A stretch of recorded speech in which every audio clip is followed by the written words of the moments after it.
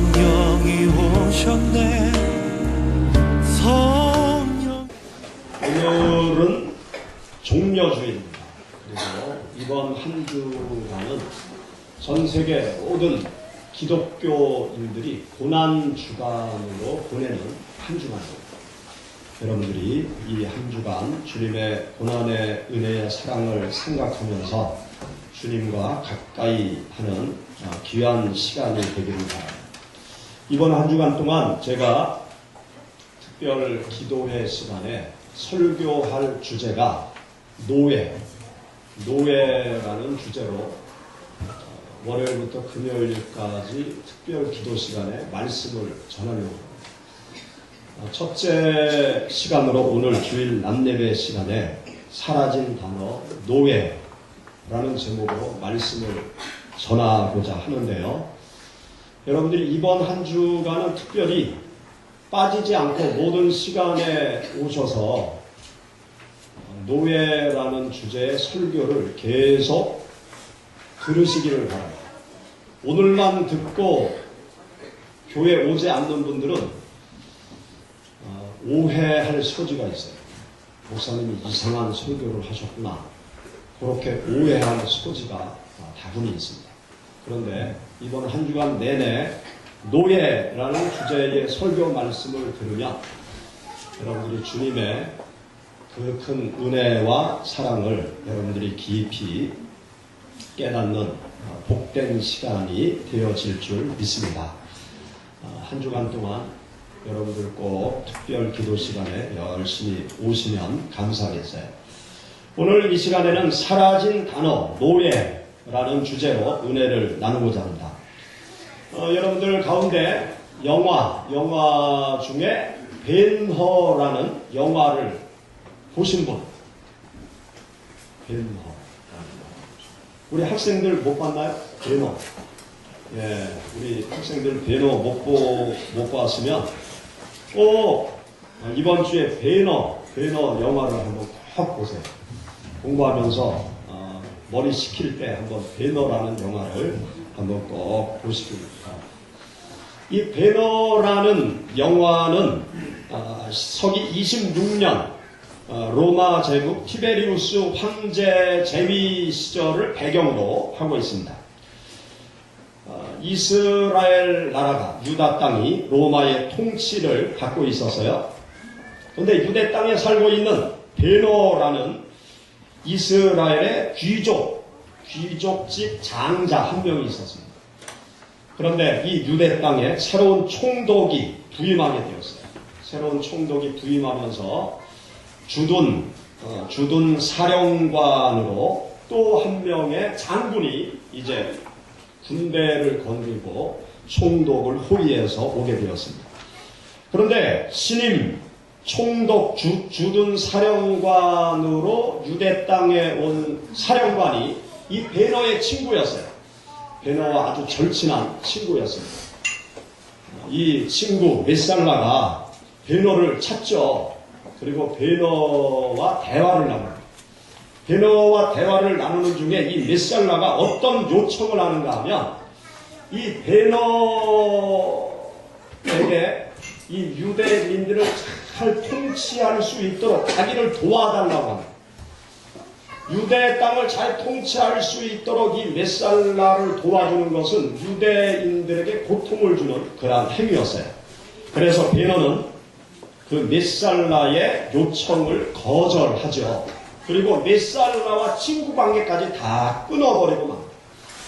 그런 후 얼마 있다가 신임 총독의 입성식이 있었는데 그 입성식에 그만 이 베너의 여동생이 실수로 2층에서 그 입성식을 하는 총독이 지나가는 그 자리에서 그만 기와를 건드려서 이 총독의 머리를 맞게 합니다.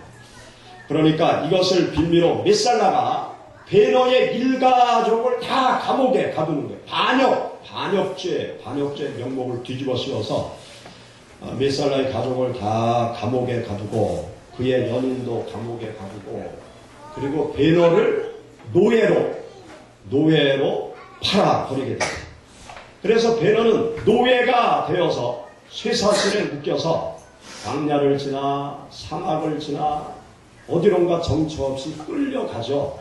끌려가다가 갈증이 나서 쓰러질 때 누군가가 자기에게 찾아와서 물을 한 바가지 먹여줘요. 그분은 나중에 알고 보니까 예수 그리스도셨어요. 그렇게 베너는 노예로 끌려가서 배에 노를 젓는 노예가 되어집니다. 배 밑창에 들어가서 노 젓는 노예가 되어진 이 베너는 아주 생활이 처참했어요. 그런데 세월이 흘러서 이제 로마의 집정관 아리우스라는 사람이 지중해에 출몰하는 해적선을 퇴출하기 위해서 해적 소탕 작전을 펴게 됩니다.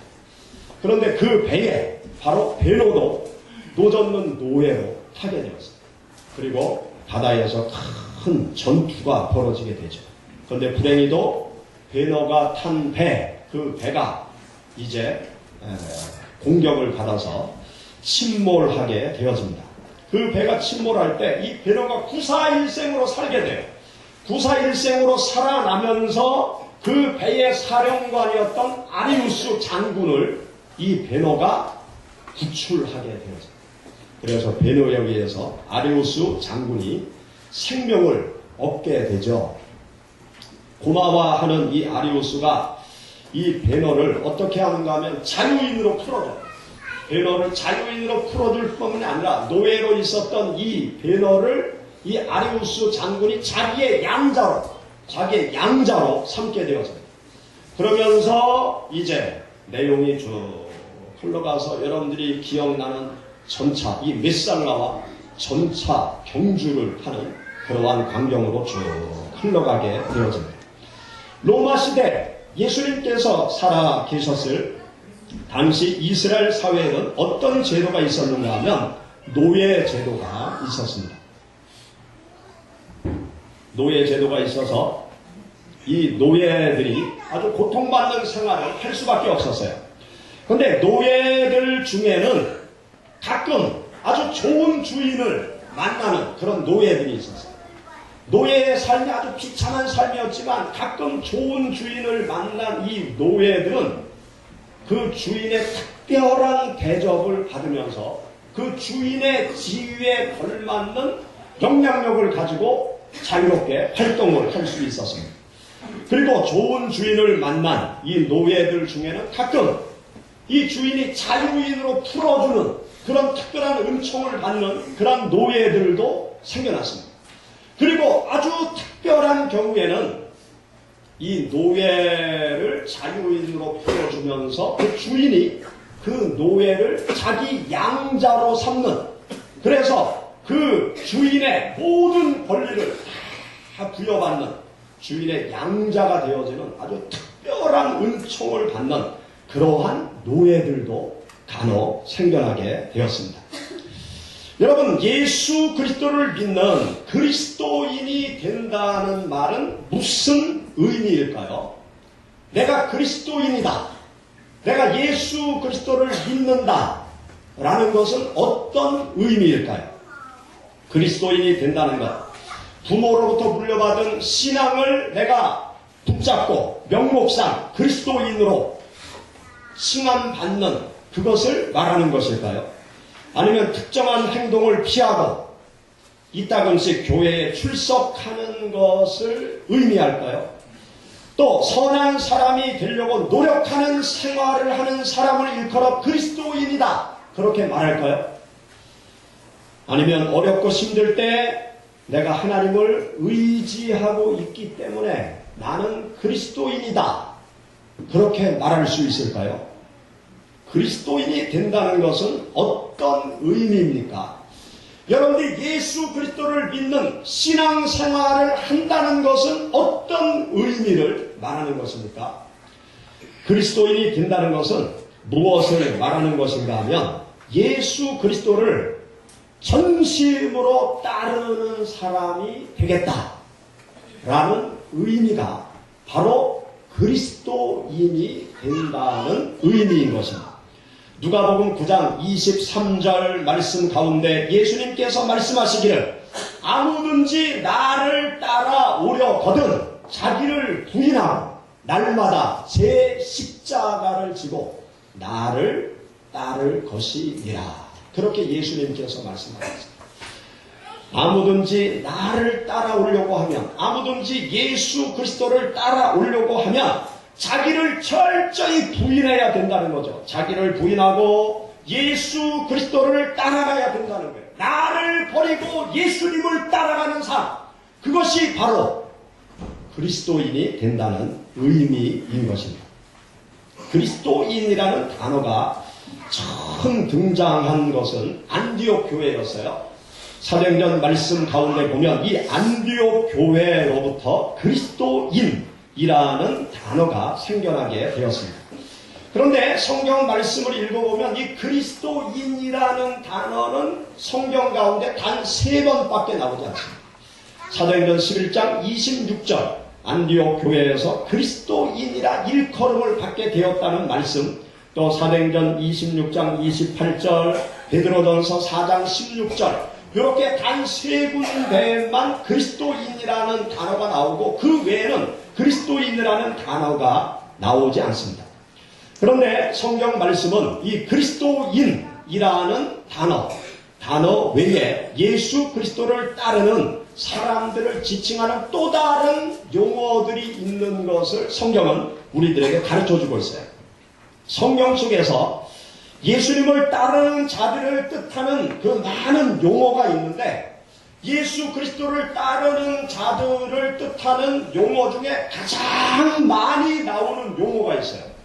가장 많이 나오는 용어는 무엇인가 하면 노예라는 단어가 성경 가운데 예수 그리스도를 따르는 자들을 지칭할 때 사용하는 용어로 이 노예라는 단어가 가장 많이 나오고 있습니다. 성경 전체에 걸쳐서 신자들을 하나님의 노예, 그리스도의 노예, 또 주님의 노예, 그렇게 성경 말씀은 기록을 해놓고 있어요. 초기 기독교 신자들에게 있어서 그리스도인이라는 말은 그리스도의 노예라는 말과 같은 의미로 사용되어졌던 것입니다. 성경 말씀을 보면 우리가 읽고 있는 이 성경 말씀, 우리가 한글 성경으로 우리가 읽고 있지만 구약 성경은 히브리어로 기록되어져 있고 신약 성경은 헬라어로 기록되어져 있습니다. 그런데 이 구약 성경을 헬라어로 번역한 성경이 70인역이라는 성경이 있어요. 그리고 신약 성경이 나중에 헬라어로 기록이 되어져 있습니다. 그런데 성경 말씀에 보면 구약 성경의 노예를 뜻하는 단어는 에베드라는 단어인데 70인경 헬라어 성경에서는 전부 다 어떤 용어로 바꾸어서 번역을 했는가 하면 둘로스라는 헬라어 단어로 번역을 했습니다. 그리고 신약 성경 말씀 가운데 노예를 뜻하는 모든 단어들은 어떤 헬라어 단어를 사용했는가 하면 둘로스라는 헬라어 단어를 사용했습니다. 신약 성경과 구약 성경 전체에 걸쳐서 노예를 뜻하는 이 둘로스라는 단어가 몇 번 나오는가 하면 구약 성경에는 250번, 신약 성경에는 124번, 총 합해서 374회에 걸쳐서 나오는 이 둘로스라는 단어가 있습니다. 이 둘로스라는 단어는 무엇을 뜻하는 그 단어인가 하면 노예를 뜻하는 그런 단어예요. 그런데 우리가 읽은 성경 말씀을 보면 노예라는 단어가 거의 없어요. 노예라는 단어가 거의 없고 종이라는 단어로 전부 기록이 되어져 있습니다. 여러분 로마서 1장 1절의 말씀 한번 같이 찾아서 읽어보시죠. 로마서 1장 1절. 로마서 1장 1절 다 같이 봉독하겠습니다. 예수 그리스도의 종 바울은 사도로 부르심을 받아 하나님의 복음을 위하여 택정함을 입었으니 아멘. 여러분들 가운데 스마트폰이 있는 분은 성경을 찾아서 헬라어 성경을 한번 검색을 해보세요.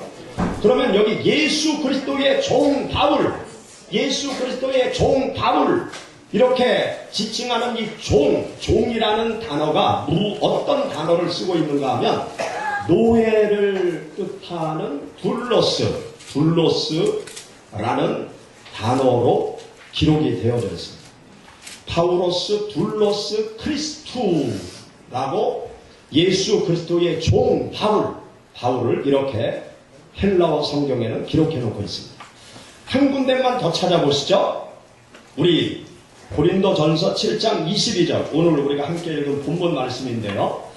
우리 7장 22절 다 같이 읽어보시죠. 주 안에서 부르심을 받은 자는 종이라도 주께 속한 자유인이요 또 그와 같이 자유인으로 있을 때 부르심을 받은 자는 그리스도의 종이니라. 아멘. 여기 종이라는 단어가 있죠. 이 종이라는 단어를 헬라어 원어 원래 기록된 헬라어 성경을 보면 여기에도 여전히 노예를 뜻하는 둘로스라는 단어로 사용이 되어져 있습니다. 그 외에 신약성경에 124번이나 기록되어진 이 종이라는 단어는 전부 헬라어 원문을 보면 노예를 뜻하는 둘로스라는 단어를 전부 사용하고 있는 것을 우리는 신약성경을 통해서 확인을 할 수 있습니다. 성경에 의하면 예수 그리스도를 믿는 성도들과 예수님과의 관계, 이 관계를 어떤 관계로 설명하고 있는가 하면 주인과 노예와의 관계, 주종 관계를 그렇게 성경은 우리들에게 설명하고 있습니다. 주님과 예수 그리스도를 믿는 나와의 관계를 주인과 노예의 주종 관계로 설명을 하고 있는데 우리가 읽는 성경 말씀을 보면 노예라는 단어가 없기 때문에 이 주종 관계가 주인과 노예의 관계라는 것을 우리가 이렇게 마음에 부닥쳐 오는 그런 말씀으로 성경을 읽을 수가 없습니다. 그러면 왜 이 노예를 뜻하는 둘로스라는 단어를 종이라는 단어로 번역을 했느냐? 그 이유는 이 노예라는 단어가요. 인류 역사 속에서 긍정적인 이미지가 하나도 없어요. 노예, 그러면 뭐 흑인 노예, 그러면 주인에 의해서 착취당하는 사람, 노예, 그러면 자기 생명을 보장받을 수 없는 그런 물건과 같은 노예, 그런 생각밖에 없잖아요. 이 노예 그러면 긍정적인 생각들이 하나도 없어요. 그래서 역사 속에서 성경을 번역하다가 보니까 이 둘로스를 노예라고 번역을 하면 정확한 건데 둘로스라는 헬라어 단어를 노예라고 번역을 하려고 보니까 너무나 부정적인 생각밖에 없는 거예요. 그래서 이 노예라는 단어를 종이라는 단어를 선택해서 번역하게 되었던 것입니다. 이 노예에 대한 부정적인 이미지 때문에 노예가 아닌 종이라는 단어로 바꾸어서 번역을 하게 되었던 것이죠. 성경시대 당시 이 노예와 종은 엄청난 차이가 있었어요. 노예는요, 주인의 소유물이었습니다. 그런데 종이라는 존재는 돈을 주고 고용한 그러한 존재였어요. 그리고 노예는 어떤 자유나 자치권 권리가 전혀 없는 사람이에요. 그러나 종이라는 사람은 자기의 의지로 주인을 선택할 수 있었어요. 내가 이 사람 집에 가서 일을 해야 되겠다. 자기가 주인을 선택해서 고용되어지는 자치권과 자율권과 자유의지를 가지고 있었던 그런 사람입니다. 노예는 소유물이었어요. 하나의 물건이었어요. 근데 종은 주인의 소유물이 아닙니다.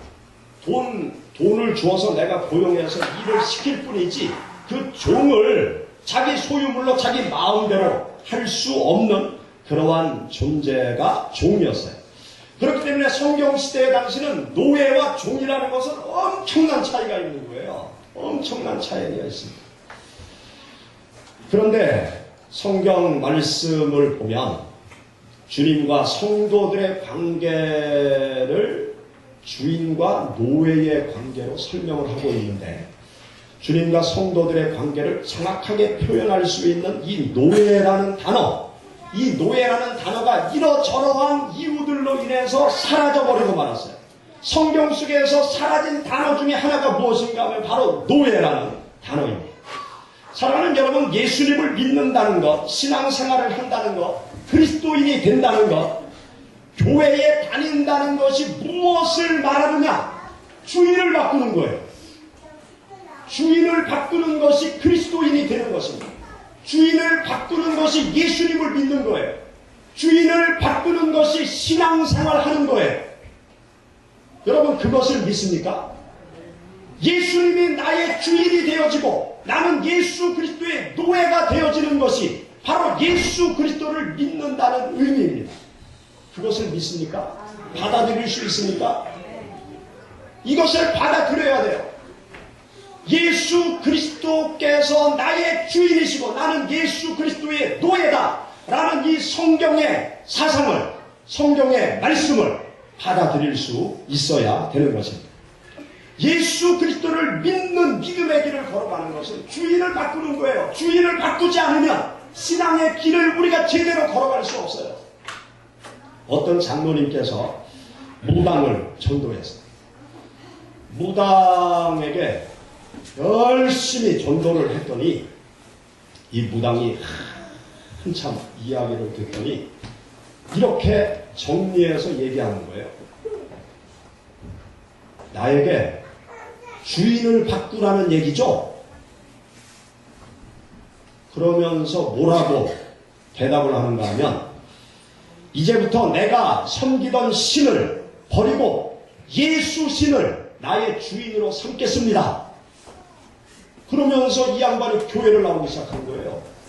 자기가 섬기던 신을 버리고 예수 신을 나의 주인으로 삼고 내가 교회 나가겠습니다.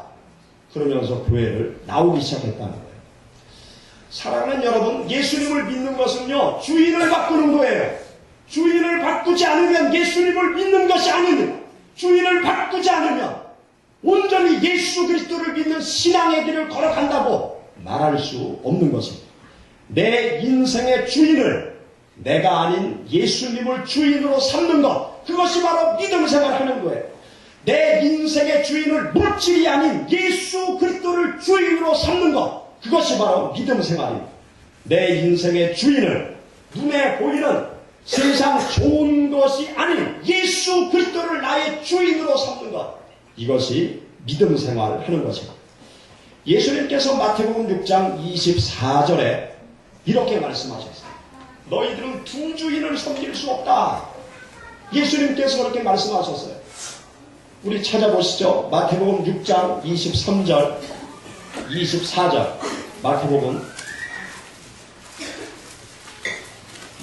6장 24절. 우리 다 같이 찾아보겠습니다. 유아씨도 찾아보세요. 마태복음 6장 24절. 마태복음 6장 24절 다 같이 읽어보겠습니다. 한 사람이 두 주인을 섬기지 못할 것이니 혹 이를 미워하고 저를 사랑하거나 혹 이를 중히 여기고 저를 경히 여김이라. 너희가 하나님과 재물을 겸하여 섬기지 못하느니라. 아멘. 예수 그리스도를 믿는 사람들은 두 주인을 섬길 수 없다. 그렇게 말씀하셨어요. 왜냐하면 예수님을 주인으로 모신 예수 그리스도의 노예들이기 때문에 그렇습니다. 그렇게 믿습니까? 예수 그리스도의 노예이기 때문에 우리는 예수님만을 주인으로 삼아야 돼요. 예수 그리스도가 아닌 다른 그 어떤 것을 주인으로 삼는 것은 주님의 백성이라고 말할 수 없는 것입니다. 오늘 우리가 함께 읽은 본문 말씀을 여러분들 보세요. 여기 본문 말씀에 보면 성도들을 일컬어 값을 주고 샀다. 값을 주고 샀다. 그렇게 말씀하고 있고요. 그리스도의 종, 그리스도의 노예라고 말씀하고 있습니다. 여러분 22절, 23절 우리 다시 한번 읽어보시죠. 주 안에서 부르심을 받는 자는 종이라고 주께 속한 자유인이요. 또 그와 같이 자유인으로 있을 때에 부르심을 받은 자는 그리스도의 종이니라. 너희는 값으로 사신 것이니 사람들의 종이 되지 말라. 아멘. 여기 말씀에 값을 주고 샀다 그렇게 말씀하고 있잖아요.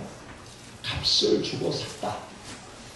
이 값을 주고 샀다는 것은요, 무엇을 말하는가 하면 노예들을 돈 주고 샀어요. 예수님 시대 당시 돈을 주고 노예를 샀다고요. 예수님께서 우리를 돈 주고 사셨다는 거예요. 예수님께서 노예의 상태로 있는 우리들을 당신의 노예로 값을 치르고 사셨다는 거예요. 우리가 어떤 노예로 있었느냐? 죄악의 노예로 있었던 우리들을 예수님께서 값을 치르고 당신의 노예로 사셨다는 거예요. 죄악의 노예, 마귀의 노예로 살던 우리들을 예수님께서 어떤 값을 치르고 사셨느냐? 당신의 생명의 값을 치르고 우리를 마귀의 손아귀에서 우리를 사셔서 당신의 노예로 삼으셨다는 거예요.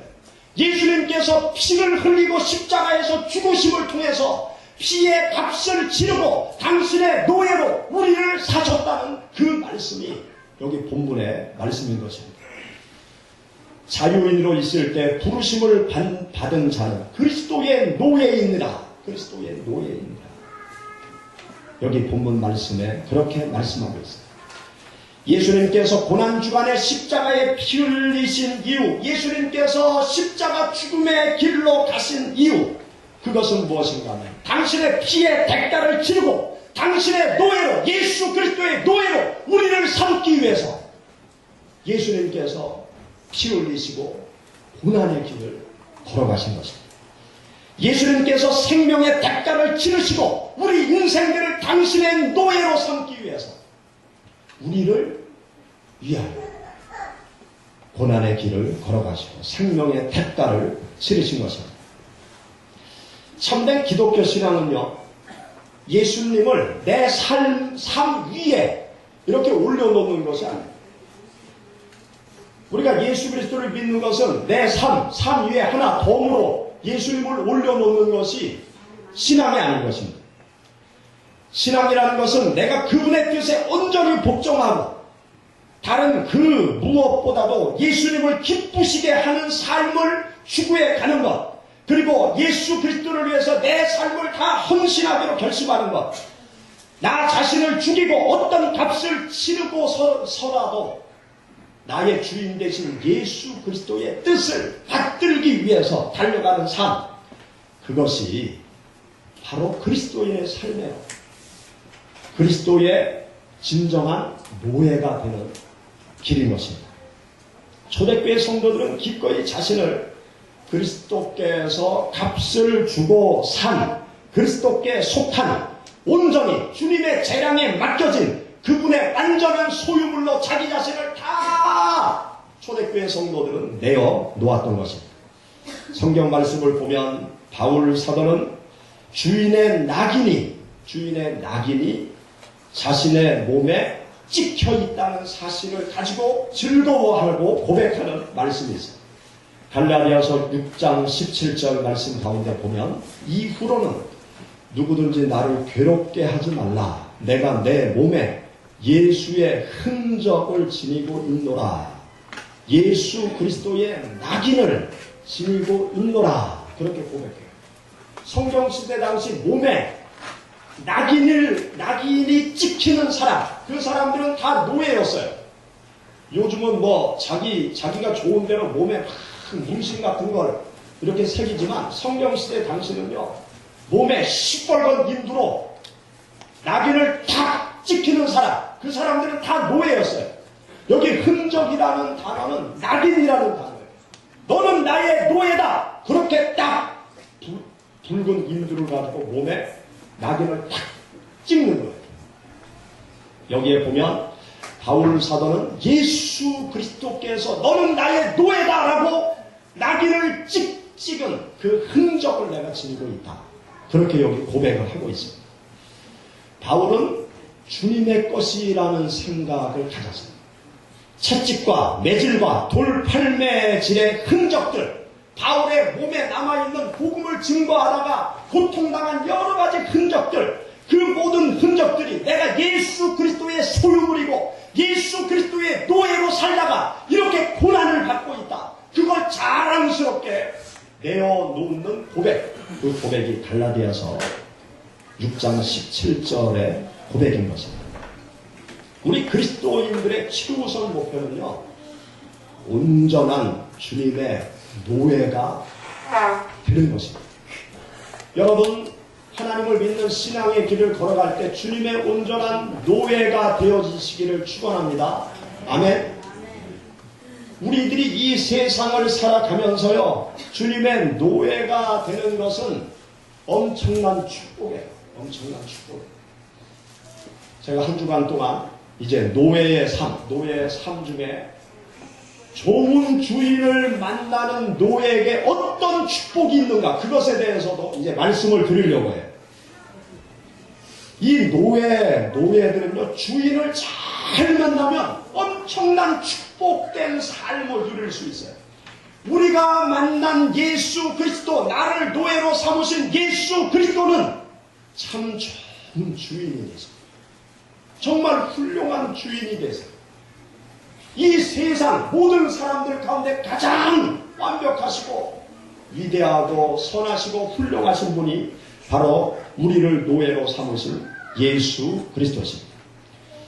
여러분들이 고난주간 한 주간을 보내시면서 스스로 질문하시면서 묵상을 해보세요. 나의 주인은 누구인가? 내 인생의 주인은 누구인가? 나는 누구의 노예로 살아가고 있는가? 나는 정말 예수 그리스도의 노예인가? 여러분, 한 주간 고난주간을 보내면서 한번 깊이 스스로 반문해 보시기 바랍니다. 세상을 보면은요, 주인을 잘못 삼고 잘못된 주인의 노예로 살아감으로 불행한 사람이 너무나 많아요. 어떤 사람은요, 물질을 자기 주인 삼고 물질의 노예로 살아가는 사람이 있어요. 물질을 따라서 물질이 시키는 대로, 물질이 자기에게 요구하는 대로 인생을 살아가는 거예요. 물질의 노예가 되어져서 불행한 삶을 살아가는 사람이 얼마나 많습니까? 물질의 노예가 되어져서 사람을 죽이고 자기 가족 형제도 모르고 물질의 노예가 되어져서 도덕도 다 사라지고 윤리도 다 사라지고 그런 노예들이 얼마나 많습니까? 물질을 주인 삼고 인생 살아가고 물질의 노예가 되어지면 그 인생 불행한 삶이에요. 또 어떤 사람은 알코올의 노예가 되어져서 그 알코올 때문에 인생 망치고 죽어가는 사람이 또 얼마나 많습니까? 또 권력의 노예가 되어져서 인간임을 포기하는, 권력만을 탐하는, 그래서 자기도 불행하고 많은 사람을 불행하게 만드는 어리석은 인생들이 또 얼마나 많습니다. 내가 누구의 노예로 살아가느냐 참으로 중요한 것입니다. 누구를 내 인생의 주인으로 삼느냐 참으로 중요한 거예요. 우리가 인생을 살아가면서 주님을 주인 삼고 주님의 노예가 되어진다고 하면 우리들의 인생의 삶은 가치 있고 보람 있고 행복하고 날마다 기쁨이 넘치는 삶을 살아가게 될 줄 믿습니다. 여러분, 내 인생의 주인이 무엇인지, 내가 누구의 노예로 살아가고 있는지 한 주간 깊이 묵상하시기를 바랍니다. 같이 기도하겠습니다. 성령이 오셨네.